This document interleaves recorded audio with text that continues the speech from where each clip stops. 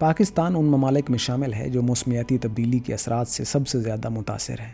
دنیا کے محققین اور اقوام متحدہ کی رپورٹس بارہا خبردار کر رہی ہیں کہ پاکستان ٹاپ 10 ممالک میں جو گلوبل وارمنگ کے تباہ کن نتائج بھگت رہے ہیں۔ ہماری سرزمین خشک سالی، سیلاب، گلیشیئرز کے پگھلنے، سمندری طوفانوں، گرمی کی شدید لہروں، زرعی بربادی، پانی کی قلت اور ماحولیاتی مہلک بیماریوں کی زد میں ہے۔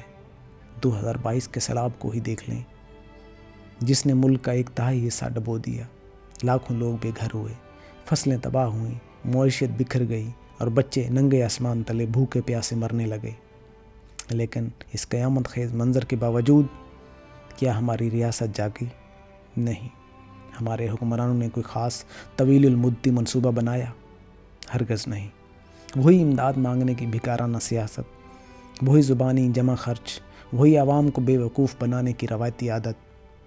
یہی وجہ ہے کہ آج بھی حالات بدتر ہو رہے ہیں۔ پاکستان کا مستقبل موسمیاتی تبدیلیوں کے ہاتھوں یرغمال بن چکا ہے۔